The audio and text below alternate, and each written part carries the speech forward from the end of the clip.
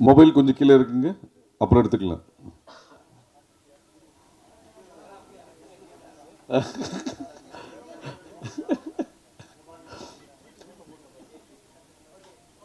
Okay,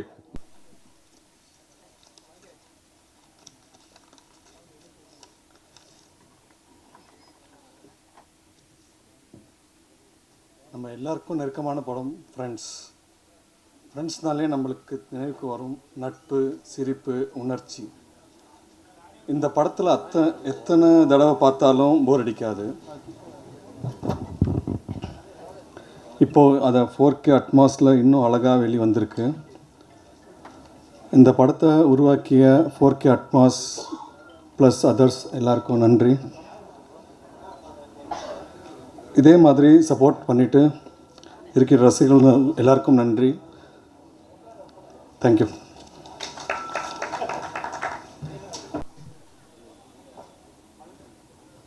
friends സിനിമയെ സംബന്ധിച്ചിടത്തോളം അന്നും ഇന്നും എന്നും അതിലൊരു പുതുമ ഞാൻ കാണുന്നുണ്ട്. അതൊരു പുതിയ പടം കളക്ഷൻ ആവുന്നതിനേക്കാൾ കൂടുതൽ ഈ സിനിമ കളക്ഷൻ ആവട്ടെ എന്ന് ഞാൻ ആഗ്രഹിക്കുന്നു. எல்லாருக்கும் வாழ்த்துக்கள். சார் எல்லாருக்கும் நான் Lokesh Bangalore distributor. 21st release பண்ணுறாரு கிராண்டாக. நீங்கள் பார்த்தீங்க ட்ரைலர் எல்லாம் நல்லா தான் இருக்கு. 4Kல பண்ணியிருக்காரு. எல்லாருக்கும் நல்லா தான். தேங்க்யூ. ஹாய் ஃப்ரெண்ட்ஸ், எல்லாருக்கும் வணக்கம். ஃப்ரெண்ட்ஸ், இந்த படம் ஸ்டார்ட் பண்ணது 72 days ஆச்சு. இது ஒர்க்கு போயிட்டுருக்கு. இது மொத்தமாக நான் தான் போய் சர்கத்தை அப்புறச்சங்க சார்கிட்ட பேசி ரைட்ஸை வாங்கி, ஏன்னா நான் போகும்போதே சார் சொல்லிச்சு, இல்லை சார் இது பெருசாக பண்ணால் தான் நான் கொடுப்பேன், இல்லை நீங்கள் அப்படி இப்படி பண்ணால் கொடுக்காது அப்படின்னு சொல்லி, சார் நீங்கள் நம்பி கொடுங்க சார்ன்னு சொல்லிவிட்டு ஒரு பெரிய டீமுக்கே இது ஒப்படைச்சு படத்தை டால்பி அட்மாஸ். நான் இது வரைக்கும் 5.1 மட்டும் இல்லை, 3 வெர்ஷனில் பண்ணியிருக்காங்க. 5.1, 7.1, Dolby Atmos.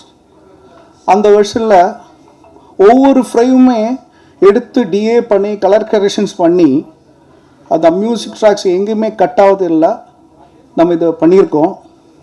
It's a very good attention for friends. ஏன்னா நாங்கள் நிறைய படம் பார்க்கும்போது சிரிக்காமல் இது பார்க்கவே முடியாது. இப்போது லேஸ்ட்டு க்யூவில் பார்த்தாச்சு, பயங்கரமாக சிரிப்பு வந்துச்சு. இந்த மாதிரி தான் எந்த காலத்துலேயே இந்த ஃப்ரெண்ட்ஸ் படம் பார்த்தா சிரிப்பு தான் வருது. ஆக்சுவலி இந்த படம் மலையாளத்தில் ஃப்ரெண்ட்ஸு நான் பார்த்தது அங்கேருந்து ரீமேக் தான் வந்துச்சு. இந்த தமிழ் இப்போ ரீசெண்ட்லி தான் நான் பார்த்துச்சு. இதில் பார்த்தீங்கன்னா மலையாளத்திலேருந்து செப்பரேட்டாக 2 ட்ராக்கு 2 கேரக்டர்ஸ் எல்லாமே செப்பரேட்டாக வருது. மலையாள படத்துக்கும் இது தமிழ் ஃப்ரெண்ட்ஸுக்கும் வரும். There was entirely different. ஏன்னா வடிவேலு சாமியோட காமெடி அல்டிமேட்டாக இருக்குது. படம் வேர்ல்டு வைடாக இந்த 21st ரிலீஸ் பண்ணுறாங்க. இதுக்கு எங்களை கூட கோஆப்ரேட் பண்ண எல்லாருக்கும் நன்றி, வணக்கம். அனைவரும் இந்த படம் தியேட்டரில் போய் பாருங்கள், உங்களுக்கு ஒரு புது அனுபவமாக இருக்கும். ஃப்ரெண்ட்ஸு குவாலிட்டியில் எந்த காம்ப்ரமைஸும் இல்லாமல் அந்த அளவுக்கு கிளாரிட்டியாக பண்ணியிருக்காங்க. பாருங்கள். வணக்கம். Good evening everyone. Friends school படிக்கும்போது பார்த்த ஒரு என்ஜாய் பண்ண அந்த நாஸ்ட்ராலஜியை திரும்ப அந்த படத்தை கொண்டுட்டு வராங்க தியேட்டருக்கு. எனவே அந்த டீமுக்கு என்னுடைய வாழ்த்துக்கள். என்னென்னா டெக்னிக்கலாகவும் ரொம்ப சவுண்டாக அதை க்ரியேட் பண்ணி கொடுத்துருக்காங்க. சவுண்ட்ஸ், அதுக்கப்புறம் விஷுவல்ஸ் எல்லாமே. அந்த ஆனந்த கூட்டம் அந்த டைமில் ஒரு ரொம்ப சீனியர் கேமராமேன். அவர் அவருடைய லைட்ஸ் அண்ட் குவாலிட்டியை பற்றி எல்லாருமே சொல்லிகிட்டே இருப்பாங்க. அவருடைய ஸ்பெஷலாக இவர் சித்திக் சார், அந்த பக்கம் ஃபாசில் சார், அவங்க எல்லாருக்குமே அவர் தான் கேமராமேன். ரொம்ப பெரிய குவாலிட்டியான பல படங்கள் நம்ம பார்த்ததுக்கான அவரோட ஐஸில் இந்த படம் ரொம்ப அருமையான நாஸ்ட்ராலஜி. மீன் இந்த படத்தில் நிறைய ஸ்பெஷல்ஸ் இருக்குது. நம்ம அந்த படத்தை திரும்ப போய் பார்க்கும்போது நிறைய விஷயங்களை ஞாபகப்படுத்தும். ஏன்னா பெரிய ஒரு கல்ட் கிளாசிக் இது. அதில் இருந்த டெக்னீஷியன்ஸ் ஆகட்டும், சித்திக் சார் தான் அதில் உண்மையை சொன்னால் அவர் தான் ஒரு டைமில் பேன் இண்டியன் டைரக்டர் அவர். ஆமாம், ஏன்னா இன்றைக்கி ஒரே ஒரு கண்டென்ட் எடுத்துகிட்டு அந்த கண்டென்ட்டை பெருசாக பயங்கர பொருட்களோடு பெருசாக மாற்றி இந்தியா ஃபுல்லாக மாற்றுவோம். சித்திக் சார் என்ன பண்ணுவார்னா ஒரு படத்தை மலையாளத்தில் எடுத்துகிட்டு அந்த படத்தை அப்படியே தூக்கிட்டு தமிழுக்கு வருவார், தெலுங்குக்கு வருவார், அப்படியே ஹிந்தி வரைக்கும் போயிட்டு ஒரு ரவுண்ட் போயிட்டு திரும்ப இன்னொரு ஸ்கிரிப்டுக்கு உட்காந்துருவார். அந்த மாதிரி காவலன் ஆகட்டும், இந்த இதாகட்டும், நிறைய படங்களுக்கு அப்படி இருந்திருக்காரு. இன்றைக்கி அவர் நம்ம மிஸ் பண்ணுறோம். பட் அவரை மாதிரியான ஒரு அந்த காமெடி வெர்ஷன்ஸ் எழுதுறதுக்கான ஆளே கிடையாது. அதுக்கப்புறம் விஜய் சாருடைய கரியரில் வந்து அவர் ஒரு பெரிய கலெக்ஷன் கிங்காக மாற்றினதில் ஃப்ரெண்ட்ஸுக்கு வந்து பெரிய ரோல் உண்டு. அதுக்கு முன்னாடி இருந்த 2001 அந்த படம், நான் ஸ்கூல் படிச்சுட்டு இருந்தேன் அந்த டைம்லலாம். எங்கள் ஊர் அறந்தாங்கின்னு புதுக்கோட்டை பக்கத்தில், எங்கள் ஊரில் 40 நாள் ஓடிச்சு அந்த படம். ஒரு சின்ன ஊர்லலாம் படங்கள் அந்த 40 நாள் ஓடுறதுல ரொம்ப ரேர். நாட்டாமை, சூரியவம்சம் அந்த மாதிரி ஓடிச்சு. அதுக்கப்புறம் ஃப்ரெண்ட்ஸ் படம் தான் அவ்வளோ நாள் ஓடிச்சு. அதே மாதிரி சூர்யா சாருக்கும் ஊரெல்லாம் கொண்டு போய் காமிச்ச படம் அதுதான். ஊர்லலாம் அவரை கொண்டு போய் சேர்த்தது அந்த படம் தான். அதுக்கப்புறம் தான் நந்தா வந்தது. அதுக்கு முன்னாடி சின்ன சின்ன அவருக்கான படங்கள் பெரிய ரெகனைஸ் இல்லாமல் ஒரு மாதிரி கிளாசிக்கான படம், மீன் ஒரு மாதிரி கிளாஸ் ஏ கிளாஸ் அந்த மாதிரியான படம் தான் வந்திருக்கும். இந்த படம் தான் ஊர் ஃபுல்லாக கொண்டு போய் சேர்த்த படம் சூர்யா சாருக்கு. அப்புறம் பெரிய லெஜண்ட் இளையராஜா சார். அந்த பாட்டு கேட்கும்போது இன்றைக்கி கூட அவ்வளோ ஃப்ரெஷ்ஷாக இன்றைக்கி இருக்கக்கூடிய வைப் பண்ணுது அந்த சாங். அந்த ருக்கு ருப்பிக்க அந்த சாங்லாம் கேட்கும்போது அவ்வளோ ஒர்த்தாக இருக்குது. திரும்ப அதை பார்க்கும்போது நிறைய நாஸ்ட்ராலஜியை க்ரியேட் பண்ணோம். இன்றைக்கி வரைக்கும் ட்ரெண்டில் உட்காந்துருக்கு அந்த நேசமணி கேரக்டர். இன்றைக்கும் ட்ரெண்டில் கொண்டாந்து உட்கார வச்சு அவ்வளோ மீம்ஸுக்கு அதுக்குள்ள மீம்ஸ் போட்டால் இதில் இருக்கிறது ஒரு 10-20 மேட்ரை மீம்ஸுக்கு அடிக்கடி யூஸ் பண்ணிகிட்டே இருப்பாங்க அதில். அப்படி ஒரு வெர்ஷன் ஃப்ரெண்ட்ஸ். அதனால் நிறைய ஞாபகங்களை இந்த படத்தை போய் பார்க்கும்போது உங்கள் எல்லாருக்கும் க்ரியேட் பண்ணணும்னு நான் நம்புகிறேன். அதே மாதிரி புது பசங்க வந்து இதை ஒதுக்குவாங்க அதை ஒதுக்குவாங்கலாம் கிடையாது. அவங்களுக்கு எல்லாமே பிடிக்கும். சுந்தர் சாரோட சமீபத்திய படங்கள்லாம் ரொம்ப அழகாக ரசித்தாங்க. அந்த மாதிரி இந்த படம் வேறொரு உங்களுக்கு ஃபீல் கொடுக்கும். தாராளமாக போய் பாருங்கள். அந்த ஒரு ரெட்ரோ ஃபீல், ஒரு நல்ல ஒரு மூட் கொடுக்கும். எனவே வாழ்த்துக்கள் இந்த டீமுக்கு. Thank you so much. எல்லோரும் ஸ்கூல் படிச்சுட்டு இருந்த இந்த படம் வந்தவன்னு சொல்கிறாங்க. நான் அந்த படத்தில் நடித்தேன் அப்படின்றது எனக்கு ரொம்ப பெருமையாக இருக்குது. சில கண்டென்ட்லாம் இருக்குது உங்களுக்கு. ரமேஷ் கண்ணா சார் நிறையா கண்டென்ட் சொல்ல போகிறாரு. நான் ஒரு சில கண்டென்ட் சொல்கிறேன். இந்த படத்தில் ஒரு 3-4 ஹீரோன்னு சொல்லலாமா? Vijay sir, Suriya sir, Vadivel sir, Ramesh Kanna sir. Ramesh Kanna சாருக்கும் ரொம்ப படத்தில் பெரிய முக்கியத்துவம் இருக்குது. நீங்கள் ட்ரைலர்லேயே பார்த்துருப்பீங்க. அவரும் ஒரு ஹீரோ தான். எல்லா ஹீரோக்கும் மத்தியில் இந்த படத்தில் ஷூட்டிங்கில் ஒரு போட்டி இருந்துக்கிட்டே இருக்கும். இன்றைக்கி நீங்கள் பார்த்த காட்சிகள் வந்து மேக்ஸிமம் சாங்கும் சரி, இந்த ட்ரைலர் டீசரும் சரி, மேக்ஸிமம் வந்து மற்ற பழனி அங்கங்கே எடுத்தது, அந்த ஃபஸ்ட் ஹாஃபில் வந்தது, அதெல்லாம் ரொம்ப கம்மி தான். இங்கே நீங்கள் பார்த்ததில்ல. நீங்கள் பார்த்தது மேக்ஸிமம் வந்து குசால்தாஸ் கார்டன்லேயும் ஒய்எம்சி கிரவுண்டு தான் எடுத்தது இல்லை sir Ramesh Kanna sir? குசால்தாஸ் garden எங்களுடைய கோவில் மாதிரி ஒரு 25 வருஷமாக அது வந்து ஒரு கோவில் மாதிரி சினிமாவுக்கு இருந்தது. அங்கே என்ன வேணாலும் பண்ணிக்க முடியும். அந்த நீங்கள் பார்த்தது எல்லாமே மேக்ஸிமம் 90% இதில் பார்த்தது எல்லாமே குசால்தாஸ் கார்டன் தான். அது இன்றைக்கி இல்லை. ரொம்ப வருத்தமாக இருக்குது. எங்களோட கோவில் மாதிரி அது. எல்லா படமும் அங்கே தான் ஷூட்டிங் நடக்கும். அதில் தான் அவ்வளோ விஷயங்கள் நடந்துகிட்டு இருந்தது. அந்த மரத்துக்கு அடியில் வடிவேல் சாரை வச்சு உள்ளே திணிக்கிறது, அந்த போர்ஷன்ஸ் மட்டும் கொஞ்சம் அவுட்டோர் எஃபெக்ட் வேணுன்றக்கா அது மட்டும்தான் ஒய்எம்சியில் பண்ணாங்க. மற்ற எல்லாம் அங்கே தான். பச்சை பாஸுக்கு ஆப்போசிட். மறக்கவே முடியாத இந்த நாட்கள். அதில் முக்கியமாக சொல்லணுன்னா பல இடங்கள் அங்கங்கே அந்த பெயிண்டிங் நேசமணி அந்த டீமோட அங்கங்கே டைலாக் பேசிட்டு அங்கங்கே இருந்துக்கிட்டு இருப்போம். ஒரு நாள் வந்து அந்த தேவானி மேம் கேரக்டர் வந்து விஜய் சாரை எப்படியாவது கல்யாணம் பண்ணிக்கணும் அப்படின்றது அதுதான் அவங்களுடைய லட்சியமாக இருக்கும். கல்யாணம் பண்ணி அவங்களுடைய நட்பெல்லாம் பிரிக்கணும் அப்படின்றது தான் ஒரு விஷயம். அவங்களோட படம் ஏற்கனவே பார்த்தவங்களுக்கு உங்களுக்கு தெரியும். அதனால் ஒன்றும் கதையை உடைக்கிறது அப்படின்லாம் ஒன்றும் கிடையாது. இப்போ நான் சொல்ல போகிற சம்பவம் வந்து ஒரு 21 வருஷம் ஆயிடுச்சு அப்படின்றனால இப்போ சொல்லலாம். இதனால இந்த படத்தோடைய இது அப்படின்லாம் ஒன்றும் கிடையாது. இப்போ ரிலீஸ் ஆக போகிற படம்னா நம்ம அதை சொல்ல மாட்டோம். நாங்கள் சொன்னது கிடையாது. ஒரு 20 வருஷம் கழிச்சு தான் சொல்லலாம். விஜய் சார் எல்லாம் ஷூட்டிங்லாம் முடிஞ்சது, பேக்கப் பண்ண போகிறோம், மற்ற சின்ன சின்ன க்ளோஸ்அப்ஸ்லாம் ஷார்ட் தான் எடுக்க போகிறோம் அப்படின்னு சொல்லிட்டாங்க. சித்திக் சாரை ரொம்ப மிஸ் பண்ணுறோம். சித்திக் சார் அற்புதமான கலைஞன். சித்திக் சார், ரைட்டர் கோகுலகிருஷ்ணா, கோடேட்டர் கணேஷ், இவங்களாம் சேர்ந்து முடிவு பண்ணுறாங்க. சரி ஓகே விஜய் சாரை அனுப்பிச்சிடலாம், ஓகே அவருக்கு முடிஞ்சது அப்படின்னு சொல்லி அனுப்பிச்சிட்றாங்க. நிஜமாகவே அவருக்கு ஷார்ட்லாம் முடிஞ்சுது, அவருடைய ரியாக்ஷன்ஸ் எல்லாமே முடிஞ்சுது. ஆனால் வந்து ஒரு சின்ன தேவானி மேமுக்கு ஒரு சின்ன க்ளோஸ்அப் எடுக்கணும். அந்த க்ளோஸ்அப் அதோடைய தன்மை என்னென்னா, நீங்கள் திரும்ப படம் எப்படி ஒரு ஷோ உங்களுக்கு போடுவாங்க, நீங்கள் பார்ப்பீங்க. தேவானி மேமுக்கு வந்து ஒரு க்ளோஸ்அப் எடுக்கணும். அதில் வந்து அப்படி பார்க்கணும் ஒரு லுக்கு. சூர்யா சாரை, விஜய் சாரை அந்த லுக்கு பார்க்கணும். நான் சாதிச்சிட்டேன் பார்த்தியா அப்படின்னு ஒரு கன்னிங்காக, அது கிட்டத்தட்ட ஒரு லவ் பண்ணால் கூட ஒரு நெகட்டிவ் ஷேட் இருக்கும் தேவானி மேமோடைய இதில். அதை எப்படியாவது நம்ம சாதிச்சிடணும் அப்படின்ற மாதிரியான ஒரு விஷயங்கள்.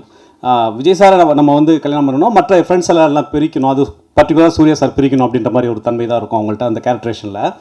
அப்போ வந்து அந்த முகத்தில் வந்து கன்னிங் அது எப்போ அவங்க காட்டணும்னு சொன்னால் விஜய் சார் வந்து அவங்களுக்கு வந்து தாலி கட்டும்போது அந்த முடிச்சு போடும்போது அவங்க வந்து அவங்க முகத்துக்கு ரியாக்ஷன் கொடுக்கணும் அப்படின்னு.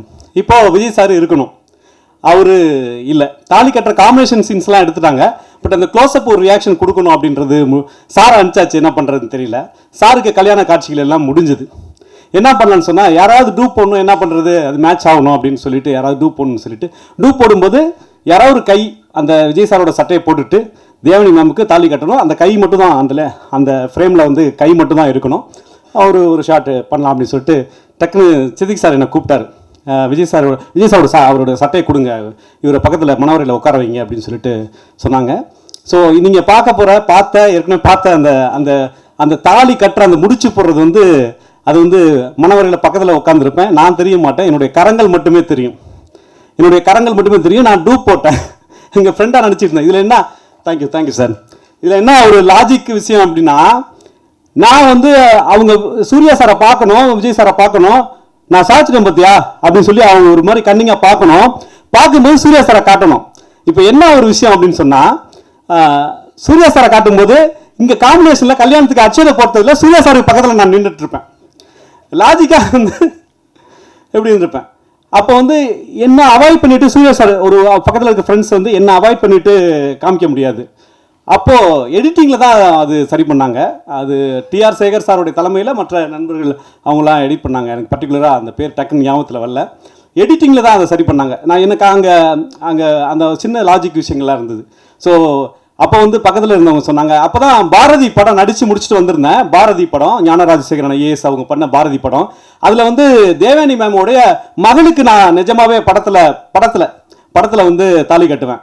அதில் வந்து தங்கம்மாளுடைய மாப்பிள்ளையா பாரதி படத்தில் நான் திரைப்படத்தில் அறிமுகமான படம் தான் அது. அதில் வந்து தங்கம்மாள் வந்து தேவயானியுடைய மகள், பாரதியுடைய மனைவி தேவயானி மேம் நடித்தாங்க. அவங்களுக்கு மருமகனாக வந்து அங்கே வந்து தாலி கட்டினேன். அது முடித்து அடுத்த ஷெட்யூலே இங்கே வந்து தேவயானி மேமுக்கே நான் வந்து விஜய் சாருக்காக டூப் போட்டு தாலி கட்டும் போது பக்கத்தில் இருந்தவங்க சொன்னாங்க, டேய் வடிவேல் சாரா யாரோ சொன்னாங்கன்னு நினைக்கிறேன், டேய் அப்போ ஒரு படம் வந்தது, பழைய படம் வந்தது, ஏய் தாய் மகளுக்கு கட்டிய தாலி அப்படின்னு ஒரு திரைப்படம் இருக்கு, நீ தாய்க்கும் தாலி கட்டுற மகளுக்கும் தாலி கட்டி இருக்கிற. பாரதி படத்துல மகளுக்கு தாலி கட்டி இருக்கிற, ஃப்ரெண்ட்ஸ் படத்துல தாய்க்கு தாலி கட்டியிருக்க. அந்த இடத்துல எல்லாருமே ரொம்ப கலகலன்னு சிரிச்சாங்க. அந்த நாட்கள்லாம் மறக்கவே முடியாது. அந்த வடிவேல் சார் எவ்வளோ பெரிய ஒரு ஜீனியஸ் அப்படின்றதெல்லாம் அந்த படத்தில் நான் பக்கத்தில் இருந்து பார்த்தேன்.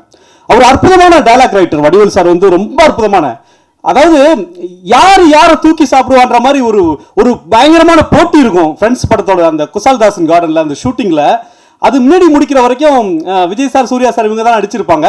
அது ஒரு கோவமா ஆக்ரோஷமா ஒரு சென்டிமெண்ட்டாக பழனியில் அங்கெல்லாம் ஷூட்டிங் முடிஞ்சிருக்கும்.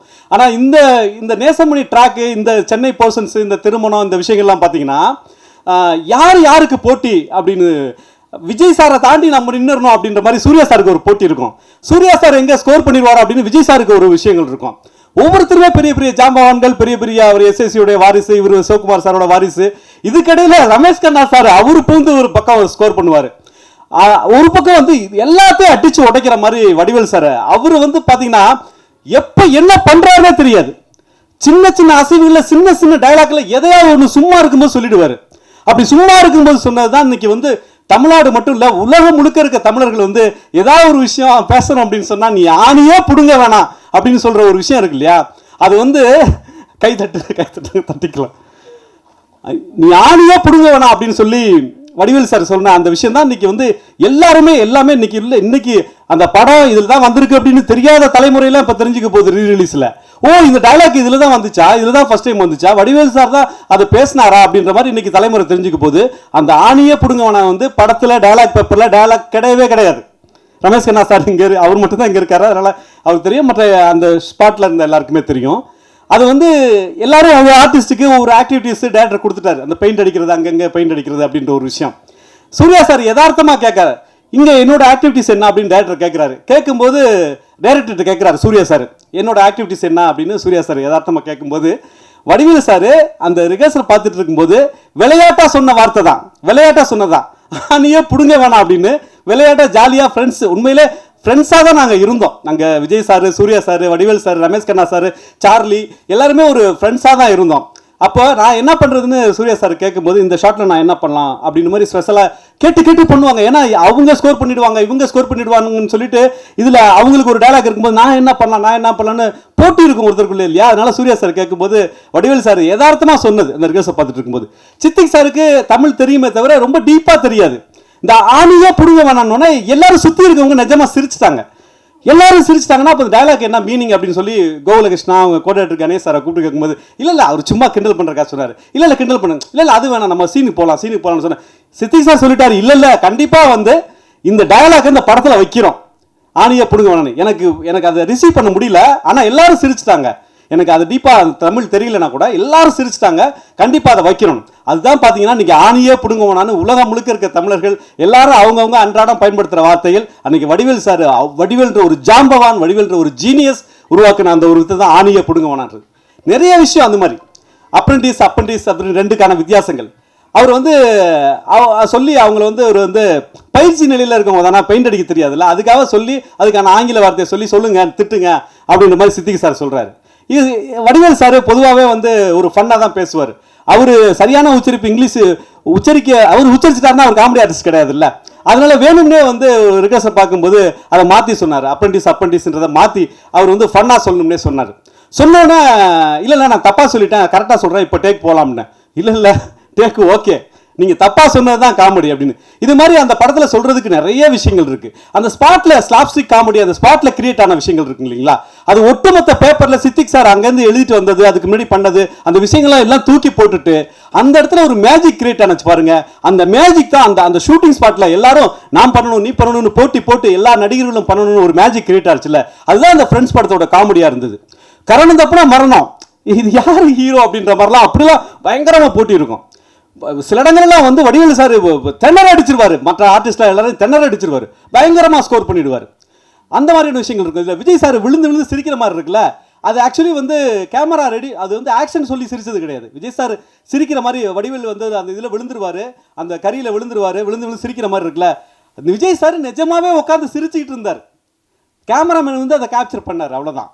இது மாதிரி சினிமாவில் கிடைக்கிறது ரொம்ப அபூர்வமான விஷயம். இது மாதிரி நிறைய அந்த படத்தை பற்றி சொல்லணும்னா நிறைய விஷயங்கள் இருக்கும். விஜய் சார் பார்த்தீங்கன்னா ரொம்ப யார்கிட்டையும் எது பேச மாட்டார்.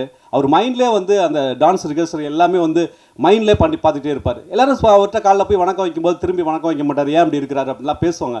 ஆனால் வந்து விஜய் சாரை பொறுத்த வரைக்கும் அவர் டயலாக் ஆகட்டும் டான்ஸ் ஆகட்டும் எல்லாமே மைண்ட்லேயே பார்த்துட்டே இருப்பார், ரிகர்சல் பார்த்துட்டே இருப்பார். அப்படின்னா நான் காலையில் ஒரு 7 மணிக்கு கால் சீட்டு சொன்னால் 6:30 மணிக்கு விஜய் சார் வந்துடுவார். அவர் 6:30க்கு வந்தாரா, நான் 6 மணிக்கு வரேன்னு சூர்யா, இப்படி எல்லாருக்கும் போட்டியாக இருந்து மிக அற்புதமான ஒரு படமாக அது உருவாச்சு. இன்னைக்கு எனக்கு பிறந்த நாளான இன்னைக்கு நிகில் சார் இப்படி ஒரு வாய்ப்பு கொடுத்துருக்காரு. நன்றி சார், நன்றி. நன்றி. அடுத்ததாக இயக்குனர் திரு பொன்குமரன் அவர்கள். அனைவருக்கும் இனிய மாலை வணக்கம். சமீபத்தில் கமலா திரையரங்கில் ஆண் பாவம் அந்த படத்துக்காக போயிட்டு குடும்பத்தோடு போயிட்டு வெளியே வரும்போது கமலா திரையரங்கில் அந்த ரைட் சைடில் பெரிய போஸ்டர் ஹோர்டிங் இருக்குது, ஃப்ரெண்ட்ஸ் அப்படின்னு ஹோர்டிங் இருக்குன்னு என் ஃபேமிலியில் என் மனைவி உடனே சொல்கிறாங்க, அந்த படம் இது படம் ஓடுதா அப்படின்னாங்க. ஓடலாமா, ரிலீஸ் ஆக போகுது. அந்த எக்ஸைட்மெண்ட்டு எங்கள் வீட்டில் இருக்கிற மாதிரி தான் நம்ம அந்த படத்தை பார்த்த எல்லார் வீட்லேயும் அந்த எக்ஸைட்மெண்ட் இருக்கும். டெஃபினட்டாக குடும்பத்தோடு இந்த படத்தை வந்து எல்லோரும் பார்ப்பாங்க. இப்போ சமீப காலமாக பழைய படங்கள் நல்லா ஓடின படங்களை வந்து ரீரிலீஸ் பண்ணுற ஒரு பழக்கம் இருக்குது.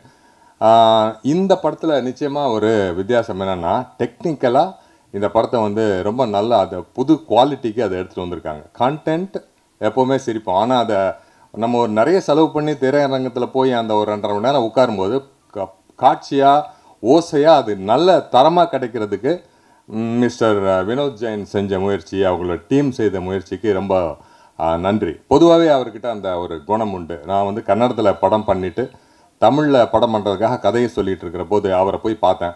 அப்போது அவர் எனக்கு இந்த படம் பண்ணலாம் அப்படின்னு ஒரு பெரிய கதை சொன்னார். சார் நிறைய செலவாகுமே சார், கொஞ்சம் சுருக்கமாக சின்னதாக காமெடியா, இல்லை பொன்குமரன் இதை நம்ம பண்ணலாம் அப்படின்னு நல்ல பெரிய பொருள் செலவில் வந்து இந்த கோல்மால் எடுக்கிறதுக்கு எனக்கு அவ்வளோ பெரிய சப்போர்ட் பண்ணார்.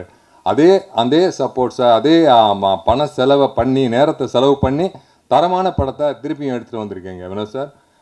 இண்டஸ்ட்ரிக்கு அந்த பார்க்க வரக்கூடிய ரசிகனுக்கு அந்த தரமான படங்கள் அதே அந்த குவாலிட்டியில் வேணும் அப்படிங்கிறது புரிஞ்சுக்கிறது ரொம்ப நன்றி சார். நன்றி, வணக்கம். மேடையில் வீட்டிற்குரிய பெரியவர்களுக்கும் ஊடக அன்பர்களுக்கும் முதல் வணக்கத்தை தெரிவித்துக் கொள்கிறேன். அவங்க சொன்ன மாதிரி தான், அப்போ எனக்கு ஒரு 21 வயசு இருக்கும். நானும் அந்த படத்தை ஆல்பர்ட் தேட்டரில் நல்லா ஃபன்னாக செலிப்ரேட் பண்ணியிருக்கேன். பெரும்பாலும் கரகாட்டக்காரன் படத்தில் பார்த்திங்கன்னா அந்த வாழைப்பழ காமெடி படத்துங்களை பார்த்திங்கன்னா ஒரு படம் தனியாக போவோம், காமெடி ட்ராக் தனியாக போவோம். ஆனால் இந்த படத்தை பொறுத்த வரைக்கும் ஃபஸ்ட் ஹாஃப் ஃபுல்லாகவே காமெடியிலே தான் படம் போவோம். செகண்ட் ஹாஃப் தான் அந்த சென்டிமெண்ட்டுக்கு வரும். விஜய் சாரும் சரி, சூர்யானும் சரி, ஒரு சார்மிங்காக நடிச்சிருப்பாங்க. அவங்களுக்கு ஈக்குவலாக சார் வந்து போட்டி போட்டு நடிச்சிருப்பார். ரமேஷ் அவர்கள், ரமேஷ் கண்ணன் அவர்கள் பார்த்தீங்கன்னா நிறைய நடிகர் பட்டாளமே இருப்பாங்க. அதில் ராஜீவ் சார் இருப்பார், பிரமீன் Natarajan sir, Radharavi sir, Charlie sir, Vadivel sir. ஒரு ஃபன்னாகவே இருக்கும். திரும்ப இதை நான் 21 ரிலீஸ் அன்றைக்கி தேட்டரில் பார்க்க விருப்பப்படுறேன். இது டிஜிட்டல் மயப்படுத்தியிருக்காங்க. அப்பயே அந்த படம் பார்த்திங்கன்னா நடித்தவங்க நடிகருக்கும் வெற்றியை கொடுத்தது, தயாரிப்பாளருக்கு நல்ல ஒரு லாபத்தை கொடுத்துருக்கோம். இப்போ இந்த படத்தை திரும்ப அவங்க டிஜிட்டலைஸ் பண்ணி பண்ணுறாங்க. அவங்களுக்கு நல்ல ஒரு இந்த படம் திரும்ப நல்ல ஒரு வெற்றி படமாக ரீரிலீஸ் அமையணும்னு இறைவனை வேண்டிக்கிறேன். நன்றி, வணக்கம். நன்றி சார். அனைவருக்கும் வணக்கம். ஃப்ரெண்ட்ஸ் ரீரிலீஸ் விழாவுக்கு வருகை தந்திருக்கும் ஊடக நண்பர்களுக்கும், மேடையில் அமர்ந்திருக்கும் ரமேஷ் கண்ணன் சார் அவர்களுக்கும், திருப்பாச்சி சிவகாசி வெற்றி படம் தந்த அண்ணன் பேரர் சார் அவர்களுக்கும் மற்றும் இங்கே வந்திருக்கும் அனைவருக்கும் என் முதற்கண் வணக்கத்தை தெரிவித்துக் கொள்கிறேன். 14 தேதி 2021ஆம் ஆண்டு வெளியாகி மிகப்பெரிய வெற்றி படமாக ஃப்ரெண்ட்ஸ் வந்து அந்த காலகட்டத்தில் கிட்டத்தட்ட 175 நாட்களுக்கு மேல் ஓடிய படம். சூர்யா சாரும் தளபதி அவர்களும் நடித்த அந்த படம் அன்றைய காலகட்டத்தில் வந்து பார்த்திங்கன்னா குடும்பங்கள் வந்து டிவியில் போய் படம் பார்ப்பாங்க. அந்தமாரி ஒரு கூட்டம் டிவியில் வந்து குடும்பத்தோட ஒரு நல்ல குடும்ப படம் போட்டால் படம் பார்ப்பாங்க. அந்த மாதிரி தளபதியோட ஃப்ரெண்ட்ஸ் படம் வந்து குடும்பமாக குழந்தைகளாக போய் பார்த்த படம் தான் அந்த ஃப்ரெண்ட்ஸ் படம். ரொம்ப அற்புதமான ஒரு படம். மனசில் எவ்வளோ கவலைகள் இருந்தாலும் அந்த படமே பார்த்தா கவலைகள்லாம் மறந்துடும்னு சொல்லுவாங்க அந்த டைமில். அப்படி ஒரு படம் அது. அந்த படம் மீண்டும் ரீரிலீஸ் ஆகுது நவம்பர் 21ஆம் தேதி. ரொம்ப சந்தோஷமாக இருக்குது.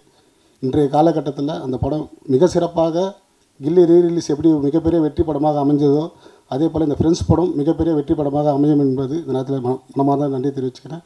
வாழ்த்துக்கள். அனைத்து ஊடக நண்பர்களுக்கும் எல்லாருக்கும் என்னோடய மனமார்ந்த நன்றியை மூலம் தெரிவிச்சுக்கிறேன். ஒரு திரைப்படம் மறுபடியும் ரீரிலீஸ் ஆகும்போது இவ்வளோ பெரிய ஒரு வரவேற்பு கொடுக்குறது எனக்கு வந்திருக்கு. ரொம்ப சந்தோஷம். ரொம்ப அற்புதமான ஒரு படம் இது. நிறைய விஷயங்கள் இது சொல்கிறதுக்கு இருக்குது. அதில் முதல்ல வந்து ப்ரொடியூசர்ஸுக்கும் அந்த டிஸ்ட்ரிபியூட்டர்ஸுக்கும் முதல்ல வணக்கத்தை தெரிவிச்சுக்கிறேன். கோல்மால் ப்ரொடியூசர் 2 தடவை மொரிஷியஸே போயிருக்கேன். நான் டூர் மாதிரி போயிட்டு வருவோம். நாங்கள் மொரிஷியஸ் எல்லாம் கேட்பாங்க, என்னையா மயிலாப்பூர் போகிற மாதிரி போயிட்டு வரி அப்படின்னு. அந்த மாதிரி அந்த அற்புதமான திரைப்படம் எடுத்தவர் பொன்குமார் தான் இயக்குனர். ரொம்ப அற்புதமாக இருந்துச்சு திரைப்படம் பார்க்குறதுக்கு. இவர் சொன்ன மாதிரி ஃப்ரெண்டு, அவங்க 2 4 லட்சம் ஃப்ரெண்ட்ஸுன்றாங்க. உண்மையிலே ரொம்ப சந்தோஷமான விஷயம். ஆனால் நண்பர் கணேஷ் பாபு சொன்னதில் சில விஷயங்களை நான் சொல்ல வேண்டியது. சித்திக் சாரை பொறுத்த வரைக்கும் ஒரு டைலாக் கூட வெளி டைலாக் எழுத விட மாட்டார். அவர் ஏதோ அந்த இடத்துல ஸ்பாட்டில் இருக்கும்போது அவர் வடிவேல் சொன்னது சிரிச்சதை பார்த்து சொல்லிட்டார். ஆனால் எல்லா டைலாக்குமே சித்திக் சார் ஸ்கிரிப்டில் இருக்கும். ஏன்னா நான் அவரோட டைலாக் ரைட்டராக ஒர்க் பண்ணவேன் பாஸ்கர் ராஸ்கலில். ஒரு டைலாக் கூட அவர் வேறு டைலாக் சொல்ல விட மாட்டார். எந்த டைலாக் வேணான்ட்டுருவார். எனக்கு தெரியும் இது போதும் அப்படின்ட்டுருவார். அதில் ஆணையே பிடிக்கமான டைலாக் வந்து சித்திக் சார் கோகுல்கிருஷ்ணா எழுதின டைலாக் தான். அதில் வந்து வடிவேல் சொன்ன டைலாக்கெல்லாம் கிடையாது. தவறான ஒரு செய்தியாக போச்சு அது. ஏன்னா நான் ஸ்பாட்டில் இருக்கிற அண்ணல் தெரியும். ஒரு டைலாக் கூட அவர் சொல்ல விட மாட்டார். ஒரே ஒரு டைலாக் நான் சொந்தமாக போட்டேன் அந்த படத்தில். பிரமண்டராஜ் சார் கேட்பா, டேய் நேற்று பஸ் ஸ்டாண்டில் என்ன நடந்தது அப்படின்வார். நான் ஒன்று ஆடு நடந்தது மாடு நடந்தது அப்படின்வேன். ஒன்று கட்டு அப்படின்ட்டார் டைரக்டர். என்ன இது டைலாக்கு? அவர் என்ன கேட்குறேன், நீங்கள் என்ன சொல்கிறீங்க? இல்லை சார் இது ஒரு மாதிரி கல்ட்டு ஜோக்கு சார் அப்படி. அதெல்லாம் வேணான்ட்டா. இல்லை சார் வச்சுக்கலாம் சார் ப்ளீஸ். சரி வச்சு தொலைங்க அப்படின்னு வச்சுட்டு போனார். அந்த ஒரு டைலாக் தான் அந்த டோட்டல் படத்தில் சொந்தமாக ஒரு நடிகர் சொன்ன டைலாக். அது கூட சிம்பு இருக்கார், டிஆருடைய சன்னு, அவர் எங்கே பார்த்தாலும் சொல்கிற டைலாக் தான். சார் எனக்கு ஃப்ரெண்ட்ஸில் ஆணையை பிடிக்கனோட எனக்கு ரொம்ப பிடிச்ச டைலாக்கு ஆடு நடந்தது மாடு நடந்தது அப்படின்னு தான் சொல்லுவார். அந்த மாதிரி சித்திக் சாரை பொறுத்தவரைக்கும் every things in paper, every things in is mind. ஒன்று கூட வெளியிலேருந்து எடுக்க மாட்டார். அதே மாதிரி கோகுல்கிருஷ்ணாட்ட டைலாக் எழுதிட்டு அதை படிக்க சொல்லுவார். படிக்கும் ஒரு வார்த்தை விட்டவனும் திருப்பி எழுதி சொல்லிவிடுவார். அதுதான் பாஸ்கர் ராஸ்கல் நான் டயலாக் ரைட்டராக ஒர்க் பண்ணதுனால சொல்கிறேன். எல்லா டைலாக்ஸும் அவர் கண்டிப்பாக பண்ணுவார். அற்புதமான ஒரு திரைப்படம். ஃப்ரெண்ட்ஸ் நேரத்தில் சூர்யா நானும் ரொம்ப ரொம்ப ஜோவியில் பழகிட்டு இருப்போம். ரொம்ப சந்தோஷமான விஷயம் என்னென்னா, நான் வந்து உடுமலைப்பேட்டையில் ஷூட்டிங், ஃப்ரெண்ட்ஸ் ஷூட்டிங்கு. அப்போ தெனாலி ஷூட்டிங் கொடைக்கானல் மேலே நடக்கும். நைட்டு இங்கேருந்து காரில் கிளம்பி மேலே போனோம். அங்கே போய்ட்டு ஒரு நாள் ஷூட்டிங் முடிச்சுட்டு அங்கேருந்து நைட்டு கிளம்பி இங்கே வரணும். அவ்வளோ பிஸி. அந்த நேரத்தில் இங்கேருந்து போகும்போது சூர்யா வந்து ஜோதிகா கேட்டதா சொல்லு, இது கேட்குறது தான் என் வேலை. உடனே நான் அங்கே போய் madam Surya about you asking, எனக்கு பாதி இங்கிலீஷ் தான் தெரியும் சொல்லி முடிச்சா அவங்க எஸ் தேங்க்யூ அப்படின்வாங்க. மறுபடியும் போகும்போது என்னை பற்றி சொல்லுங்கன்னுவோம். நான் கீழே வந்தேன்ப்பா தங்கச்சி ஒன்று கேட்டதுப்பா அப்படின்னு பயங்கர சந்தோஷம் 2 பேருக்கும். இவங்களோட தூது போயிட்டு வந்து வேலையை ஆரம்பித்தேன். வேறு அதை விட பெருசாக ஒன்றும் அதில் சாதிக்கிறதுக்கு இல்லை. அப்படி காதல் வளர்த்த ஒரு படம் அது. அந்த படம் மட்டும் இல்லை, அமர்க்களத்தில் அப்படி தான். ஷாலினி அஜித்தை லவ் பண்ணிகிட்ருக்காங்க, எனக்கு தெரியாது. நான் உட்காந்து அட்வைஸ் பண்ணிகிட்ருக்கிறேன் அஜித்துக்கு. அஜித் சினிமாவில் இருக்கிற யாரையும் லவ் பண்ணி கல்யாணம் பண்ணாத, நான் ஃபேமிலிக்காக லவ் பண்ணி கல்யாணம் பண்ணேன், புரியுதா? ஏன்னா சினிமா அப்படி இப்படின்னு அப்படியே அதை வந்து சரண் சார் டைரக்டர் அவர் இதில் பார்க்குறாரு மானிட்டரில். என்ன அவன் சீரியஸாக பேசிகிட்டு இருக்கிறான், வாங்க அப்படின்னு கூப்பிட்டாரு. என்ன பண்ணுறீங்க? இல்லைப்பா அஜித்துக்கு நான் சில அட்வைஸ் எல்லாம் கொடுக்குறேன். என்ன அட்வைஸ்? இல்லை இது மாதிரி சினிமாவில் இருக்கிற யாரையும் லவ் பண்ண வேணாம் அப்படி. இல்லை பாவி ஷாலினி லவ் பண்ணுறாங்க, அடுத்த மாதம் கல்யாணம், உனக்கு படம் வேணுமா வேணாமா இதோட போடு மிரட்டினார். அத்தோட வாயை முன்னவன் தான், நான் பேசவே இல்லை அதுக்கப்புறம். அதனால் ஒரு அற்புதமான திரைப்படம். ஃப்ரெண்ட்ஸ் படத்தை பொறுத்த வரைக்கும் ஒவ்வொரு விஷயமும் ரசித்து ரசித்து பண்ணார் டைரக்டர். அவர் வந்து ஒரு கிரேட் ஹியூமரிஸ்ட். அவர் வந்து எப்படி சொல்கிறதுன்னு தெரியாது. அப்படி ஒரு டைரக்டர் இழந்தது எங்களுக்கெல்லாம் மாபெரும் இழப்பு. ஒரு டைரக்டர் இல்லாமல் ஒரு கேரக்டர் கிரியேட்டே பண்ண முடியும். நேசமணி கேரக்டர் அவர் தான் கிரியேட் பண்ணார். அது வந்து ஜெகதி பண்ணியிருப்பார் அதில். அதே மாதிரி இளையராஜா வந்து படம் பார்த்துட்டு சொன்னார், சூர்யா பண்ணார், விஜய் பண்ணார், ஓகே, ஆனால் அந்த கேரக்டர் ரமேஷ் கண்ணா செலக்ட் பண்ணிங்க பாருங்கள், அதுதான் கரெக்டுன்னாரு. ஏன்னா அந்த கேரக்டர் படத்தில் மலையாளத்தில் சீனிவாசன் பண்ணியிருப்பார். Is a director, actor, writer. அதனால் நானும் டைரக்டர் ஆக்டரேனால அது ரொம்ப அவர் பிடிச்சி போச்சு. அதனால் அவர் சொன்னார், நீ கரெக்டான ஆளை செலக்ட் பண்ணிங்கன்னு. அந்த மாதிரி நிறைய விஷயங்கள் வந்து அதில் ஃப்ரெண்ட்ஸில் நமக்கு பாதிச்சு. இப்போ பாருங்கள் 23 வருஷம் கழித்து மறுபடியும் அந்த படம் ரிலீஸ் ஆகுது, ஒரு பெரிய ப்ரெஸ் மீட்டு எல்லாம் வைக்கிறோம்னா அது ஒரு நமக்கு ஒரு காட்ஸ் கிஃப்ட்டு தான் இல்லையா? யோசிச்சு பாருங்கள். நிறைய பேர் வருந்தாலும் சொன்னாங்க, நான் ஸ்கூலில் படிக்கும்போது பார்த்தேன். இப்போ தான் தெரியும் நிறைய பேர் ஸ்கூலில் படிச்சிருக்கிறாங்க. அந்த விஷயம் எனக்கு இப்போ தான் வெளியில் லீக் ஆகுது. ஏன்னா எல்லாம் சின்ன பசங்க பார்த்து பூரா இல்லை நம்மளை பார்க்கும்போது அப்படி பெருசாக பார்க்குறாங்க. இவர் என்ன இப்படியே இருக்கிறாரு, இன்னும் அவர் வயசாக மாட்டேங்குது, கிண்டல் பண்ணிட்டு போகிறாங்க பசங்க. நான் இந்த மாதிரி சட்டையை போட்டால் வீட்டில் திட்டுறாங்க, சார் வயசாகிடுச்சுல்ல இன்னும் இந்த மாதிரி சட்டையை போடுற, இல்லைம்மா ஒரு கிளாமருக்கு போடுறேன் அப்படின்னு. அதனால் நல்ல ஒரு படம், திரைப்படம் என்றைக்குமே இருக்குது. அந்த காலத்தில் நாங்கள் சினிமாவுக்கு வர்ற காலத்தில் என்னை கேட்பாங்க, உங்களுக்கு பிடிச்ச காமெடி படம் என்னான்னு. காதலுக்கு நேரமில்லை, ஊட்டி வர உறவுன்னு சொல்லுவோம். அந்த 2 படம் தான் இப்பவும் பார்த்தாலும் எவ்வளோ வேணால் சிரிக்கலாம். அது மாதிரி இப்போது சிரிப்பதற்கான ஒரு படம்னு பார்த்தா ஃப்ரெண்ட்ஸ் தான். இப்போ நான் ஷூட்டிங்லாம் போகும்போது எங்களை வெளில அவுட்டோர் போகும்போது கேட்பாங்க, என்ன சார் ஒரு காமெடி படம் பண்ண மாட்டேன்றீங்களே சார், சிரித்து ரொம்ப நாளாச்சு சார், தியேட்டருக்கு வந்தால் அப்படியே ஏன் சார் உயிர் எடுக்கிறீங்க?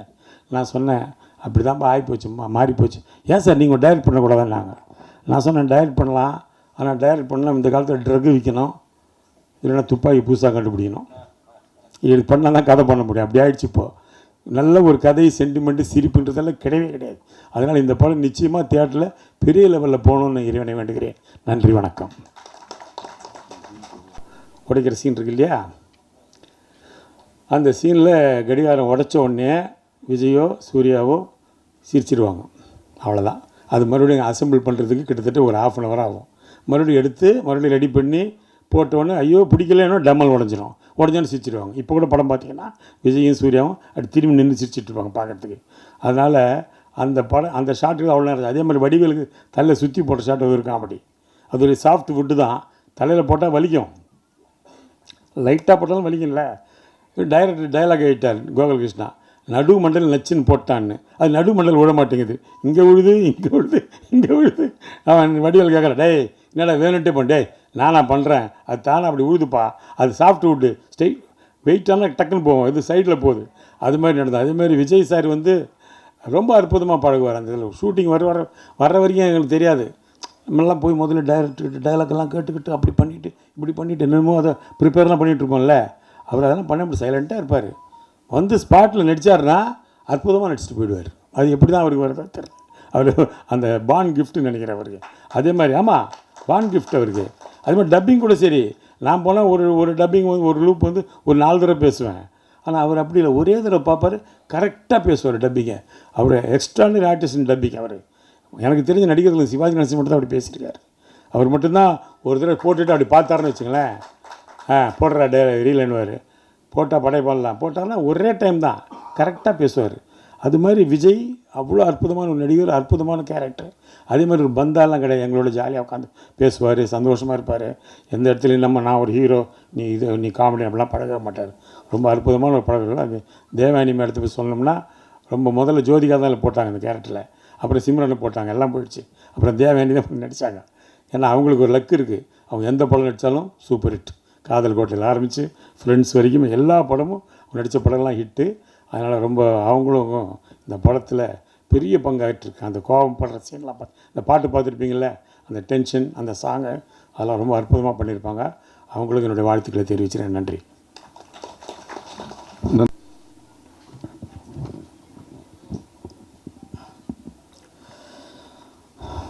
அனைவருக்கும் வணக்கம். மேடையில் அமைந்திருக்கும் தயாரிப்பாளர்கள், டிஸ்ட்ரிபியூட்டர் அனைவருக்கும் வணக்கம்.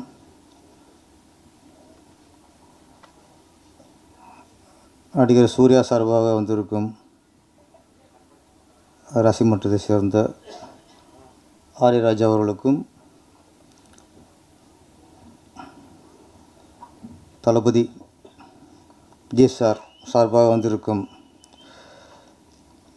விஜய் ரசிமன்றத்தை சார்ந்த ஈசிஆர் சரவணன் அவர்களுக்கும், நடிகர் ரமேஷ் கண்ணா சார்பாக வந்திருக்கும் ரமேஷ் கண்ணா அவர்களுக்கும், நம்ம சார்பாக யாரும் வர மாட்டாங்க, நம்ம தான் வரணும்.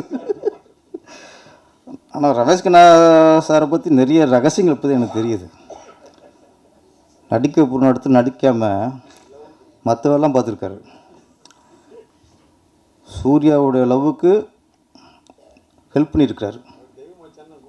அதான் என்ன மச்சான், தெய்வ மாமான்னு கூப்பிடணும், தெய்வ மச்சான்.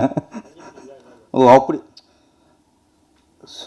சூர்யா சாரோட காதலுக்கு கொஞ்சம் பக்கவளமாக வந்திருக்கிறாரு. அஜித் என்ன பாமண்டார் உங்களுக்கு?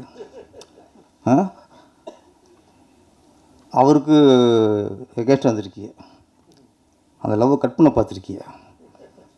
நல்ல சரவண் சார் வந்து காப்பாற்றிட்டார்.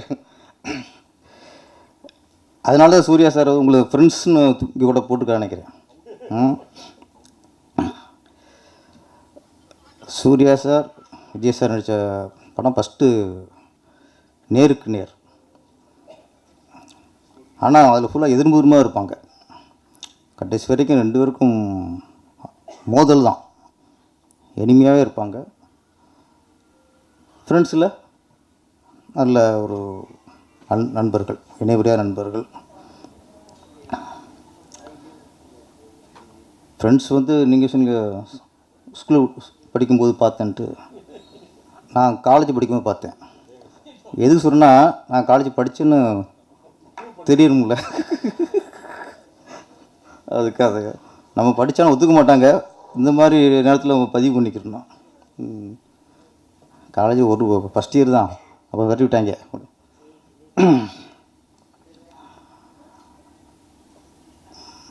ஃப்ரெண்ட்ஸ் நிறைய படங்கள், எந்த படம் சொன்னாலும் கதை ஞாபகத்துக்கு வரும். ஒரு காவிற்கு மரியாதை இருக்கட்டும், பூவை உனக்காக இருக்கட்டும், துல்லாத மனம் துல்லாக இருக்கட்டும், சூர்யா சாருக்கு நந்தாவாக இருக்கட்டும், எல்லாம் ஒரு டைட்டில் சொல்லும்போது நமக்கு டக்குன்னு கதை தான் ஞாபகத்துக்கு வரும். ஃப்ரெண்ட்ஸ் படத்தில் தான் கதை ஞாபகத்துக்கு வராது, காமெடி தான் ஞாபகத்துக்கு வரும். அந்தளவுக்கு முழுக்க காமெடி.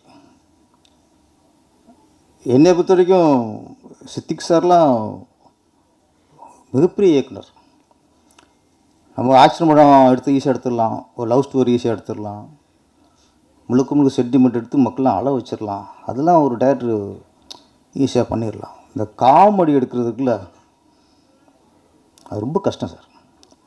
ஏன்னா அதில் ரொம்ப டைமிங் முக்கியம். காமெடியில் மட்டும் ஒன்று சொல்லிவிட்டு அடுத்த டைலாக் கொஞ்சம் லேக்கனாலும் காமெடி போயிடும். ஆனால் சில சீன் வேறு ஒரு லவ் சீனோ சென்டிமெண்ட் சீனோ இந்த மாதிரி சீனில் யாராவது லேக்கு விட்டால் கூட அதில் எடிட்டர் கரெக்ட் பண்ணிடுவார். அந்த லேக்கை தூக்கிடுவாங்க. காமெடியில் பண்ணவே முடியாது. நீங்கள் 5-6 ஆர்டிஸ்ட் ஒன்றா பண்ணும்போது அதில் என்ன இருக்கோ அப்படி தான் அதை நீங்கள் கட் பண்ணலாம் பண்ணால் அதுவும் உள்ளதும் கெட்டு போகும். ஃப்ரெண்ட்ஸ் படத்தில் எல்லா காமெடியும் டைமிங் ஒரு 5-6 ஆர்டிஸ்ட் இருப்பாங்க. இதில் இடம் ராதாரவி சார் வேறு. முதல்ல ராதாரவி மிகப்பெரிய வில்லனை வில்லன் நடிச்சிருப்பார். அவர் இழக்கும் போது உங்களுக்கு சிரிப்பு தான் வரும். ஆமாம், அவர் அதில் காமெடி ஆக்கிட்டாங்க. ஒரு ஃபுல் பெரிய செட்டப்பு. அதாவது டைமிங் அப்படி இருக்கு. டைமிங் வந்து அப்படி இருக்கும் ஓணும். சொன்ன மாதிரி இதில் ஹீரோ இது வந்து சொன்னங்க யார் ஹீரோன்னு தெரியாது. விஜய் சார் ஹீரோவா, சூர்யா சார் ஹீரோவா, ரமேஷ் கண்ணா ஹீரோவா, வடிவேலு ஹீரோவா, ஏன்னா ஒவ்வொரு இடத்துக்கும் ஒவ்வொருத்தர் ஸ்கோர் பண்ணிட்டே இருப்பாங்க. இதில் வந்து அதான் இந்த மலையாள இயக்குனரில் ஒரு விஷயம் ரமேஷ் கண்ணா சார் உண்மை, அவங்க ரொம்ப தெளிவாக இருப்பாங்க சார். அவங்க ஸ்கிரிப்டுக்கு அந்த அந்த சீனில் யார் என்ன பேசணும், அந்த சீன் ஃபுல்லாக ஹீரோ பேசாமல் இருக்கணுமா பேசாமல் வச்சுருவாங்க. ஹீரோ என்ன கேட்டாலும் உட்காந்துருவாங்க. அந்த ஸ்கிரிப்டுக்கு என்ன கேட்குதோ அதை எடுத்து கொடுக்குறது தான் மலையாள இயக்குனரோட டேஸ்ட். நான் ஒர்க் பண்ணியிருக்கேன். நிறம்ட்டு இங்கே பிரியாத வர வேண்டும் படம் வச்சுல ஃபஸ்ட்டு மலையாளத்தில் வந்துச்சு. நிறம்ட்டு பெரிய ஹிட்டு. அது தமிழில் பிரியாத வர வேண்டும். இல்லை நான் தான் வசனம், இணை இயக்கம். நம்ம இங்கே ஒர்க் பண்ணும்போதெல்லாம் நான் ராமநாஸ்ட்டை ஒர்க் பண்ணியிருக்கேன், என்கே வசனா சார் ஒர்க் பண்ணியிருக்கேன், தரணி சார் ஒர்க் பண்ணியிருக்கேன், வல்லரசு பண்ண மகாராஜன் சார் ஒர்க் பண்ணியிருக்கேன். இது எல்லாமே நம்ம அஸ்டன்ட் வேலையை தவிர இல்லை அதையும் பார்த்துட்டு அது இந்த டைலாக் கொடுக்க சொல்கிறது, இந்த சீன் இப்படி வைக்கலான்னு சொல்கிறது, இதெல்லாம் சொல்லிட்டே இருப்போம். இந்த பழக்கத்தோசில் அங்கே சொல்லுவோம்ல ரியாக்ஷனே இருக்காது. அவங்க என்ன ஸ்கிரிப்டில் இருக்கோ அதை அவங்க எடுப்பாங்க. இன்னொன்று அவங்க மலையாளத்தில் எடுத்துகிட்டு தமிழ் எடுக்கும்போது ப்ராப்பர்ட்டி வேறு. இந்த ப்ராப்பர்ட்டி முதற்கொண்டு அங்கே அந்த சீனில் என்ன இருந்துச்சோ, அந்த செவத்தில் என்ன படம் மாட்டி இருந்துச்சோ அதே மாதிரி இங்கேயும் இருக்கணும். அவ்வளோ கவனமாக பண்ணுவாங்க. அதில் சித்திக் சார் காமெடி போர்ஷன் இந்த படத்து ஃப்ரெண்ட்ஸில் வந்து முக்கியம் காமெடி தான். இந்த நேசமணி அப்படிங்கிறது ட்ரெண்டாக ஆகிப்போச்சு. ஒரு 2 வருஷம் இருக்குமா ட்ரெண்டிங் வந்து எங்கே பார்த்தாலும் நேசமணி நேசமணி நேசமணி அந்த அளவுக்கு இன்றைக்கி அந்த ட்ரெண்டிங்கில் உள்ள படம். தேவானி மேடம் ராசியான ஆர்டிஸ்ட். அப்புறம் எனக்கு சூர்யா அவங்க ஒரு ஃபேர் இருக்காங்கல்ல, நான் எங்கேயோ பார்த்த மாதிரிக்கே நினச்சிட்ருக்கேன். அப்புறம் தான் தெரிஞ்சு கொஞ்சம் ஷாக்காச்சு. அவங்களா அவங்க அப்படின்ட்டு. விஜயலட்சுமி மேடம், ஆமாம் எனக்கு டக்குன்னு அவங்களும் சினிமாவில் வர அண்ணன் அவர் ஒரு ஞாபகத்துக்கு வர்றாரு. ஆமாம் ஆமாம் சரி ஓகே. சில பார்க்கும்போது லேட்டாக தான் கொஞ்சம் பொறி தட்டுச்சு எனக்கு. நீங்கள் அவங்களே கூப்பிட்டு வந்துருக்கலாம். நீங்கள் எங்களை கூப்பிட்டு வந்து நீங்கள் என்னத்தை பண்ண போகிறீங்க? நீங்கள் நாங்கள் எப்போவும் இங்கே வந்து எதாவது பேசிட்டு போகிறோம். நீங்கள் அவங்கள ஆள் வந்தால் கொஞ்சம் கண்டென்ட் கிடைக்கும். இந்த படத்துக்கு இன்னும் கொஞ்சம் பவர் கூடும். தேவானி மேடத்தை விட விஜயலட்சுமி மேடம் வந்தாங்கன்னா இன்னும் கொஞ்சம் படத்துக்கு பப்ளிசிட்டி நல்லாயிருக்குன்னு சொல்கிறேன். வேறு ஒன்றும் இல்லை. இங்கே நீங்களே ஓடி போயிருப்பார். இப்போ தான் யோசிப்பார், பேங்கில் போய் ஒரு வாரம் இருந்து கூப்பிட்டு வந்துருக்கலாமே. நெருங்க பயப்படுறார், வேறு ஒன்றும் இல்லை. விஜய் சார் வந்து நான் வந்து திருப்பாச்சி மூப்புட்ட நேரத்தில் அவர் பெரிய ஆக்ஷன் வர மாட்டார். இப்போ அதுக்கு முன்னாடி திருமலை வந்துருச்சு, கில்லி வந்துருச்சு, பெரிய ஆக்ஷன் ஹீரோ மாறிட்டார். நான் ஃபஸ்ட்டு கதை சொல்லும்போது அந்த ஆடு வெட்டுற சீன் இருக்குல்ல, மாலையை போட்டு தண்ணியில் ஊற்றுவாங்கல்ல, அந்த சீனை பற்றி நான் ஃபஸ்ட்டு கதை சொல்லும்போது அந்த அவர் கட்டி வச்சு மாலையை போட்டு தண்ணி ஊற்றுறது விஜய் சார் இல்லை, பெஞ்சமின் தான்.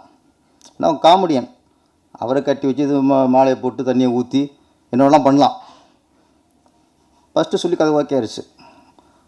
அப்புறம் திருப்பி ஃபுல்லாக ரெடி பண்ணிட்டு செகண்ட் டைம் ஷூட்டிங் போகிறதுக்கு முன்னாடி திருப்பி ஒரு கதை சொல்லிடுவோம் அப்படின்னு திரும்ப கதை சொல்கிறேன்.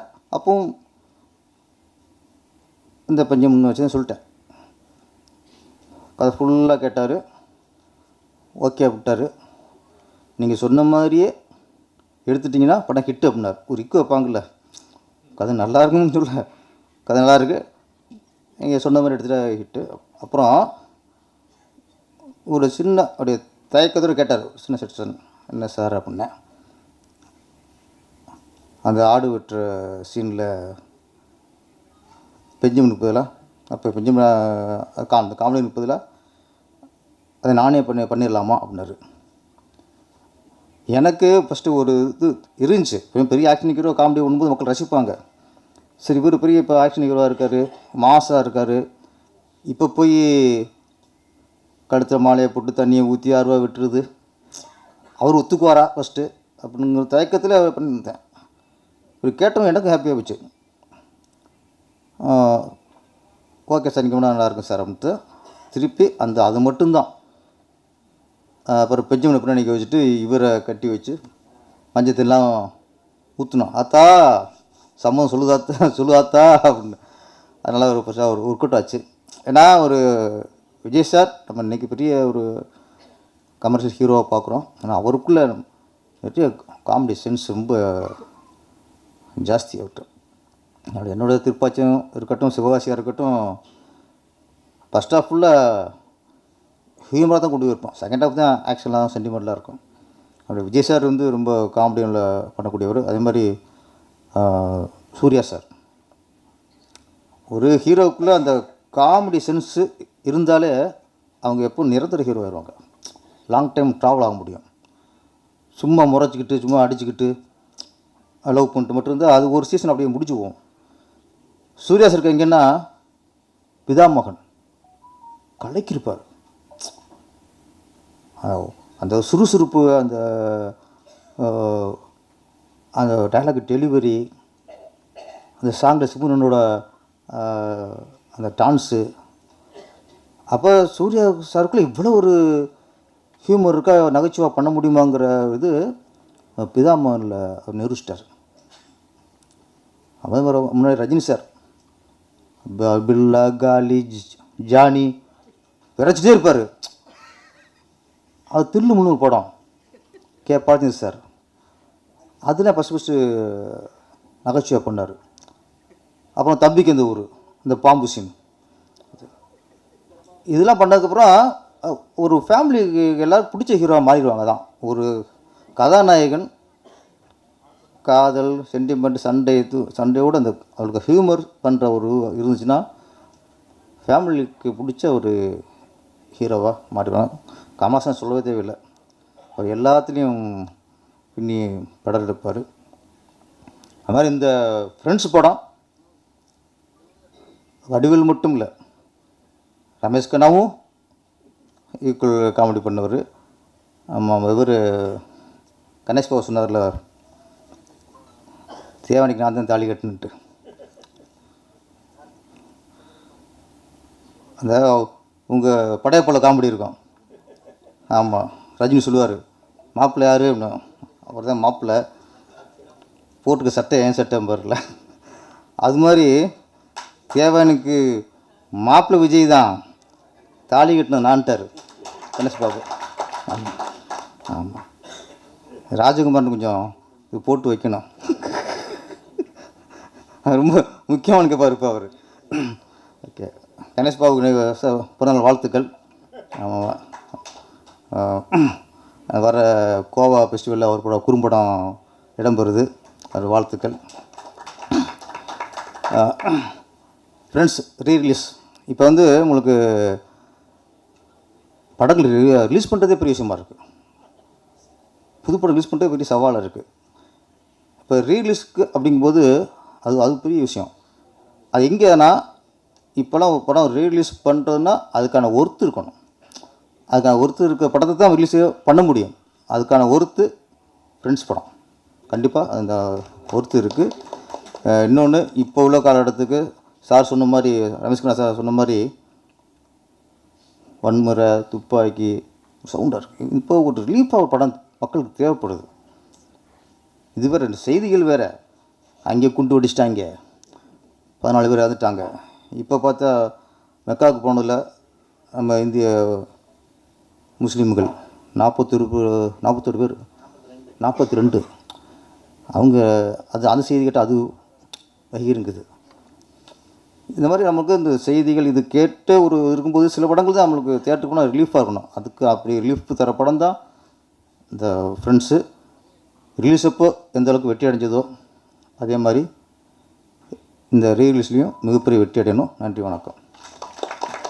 படத்துக்கு வந்து அப்பச்சன் ப்ரொடியூசர் ரொம்ப சாஃப்ட் நேச்சர், எந்த விதமான பிரச்சனையும் இருக்கிறாரு. சித்திக் சார் படம் எடுத்துனே இருப்பார். நம்ம அப்பச்சன் சார் என்ன சார் இவ்வளோ நாள் எடுக்கிறாரு, நீங்கள் அது எடுக்க நல்லது தானே, படம் நல்லது தானே அப்படி சொல்லிட்டு இருப்பார். அவருக்கு ரொம்ப தேங்க்ஸ் சொல்லணும். அதோட முக்கியமாக இதில் வந்து எக்ஸிக்யூட்டிவ் ப்ரொடியூசர் மாதிரி ஒர்க் பண்ணவங்க சரிதா மேடம். டோட்டலாக எல்லாரையும் கண்ட்ரோல் பண்ணுறது அவங்க தான். ஆர்டிஸ்ட் டேட் வாங்குறதாகட்டும், ஃபிக்ஸ் பண்ணுறதாகட்டும், எதாவது பிரச்சனைனா சால்வ் பண்ணுறதாகட்டும், எல்லாமே இந்த படம் முழுமையாக அடைகிறதுக்கு காரணம் சரிதா மேடம். அவங்களுக்கு என்னோட தேங்க்ஸ் தெரிவிக்கிறேன். ஏன்னா அவங்க தான் என்னை கூப்பிட்டு இந்த படத்தில் நடிக்கிறதுக்காக கம்பல் பண்ணவங்களும் அவங்க தான். சரி ஓகே அப்படின்னு சொல்லி அவங்கள ஃபிக்ஸ் பண்ணவங்க அவங்க தான். அதனால் சரிதா மேடத்துக்கு எனக்கு ஸ்பெஷல் தேங்க்ஸ்.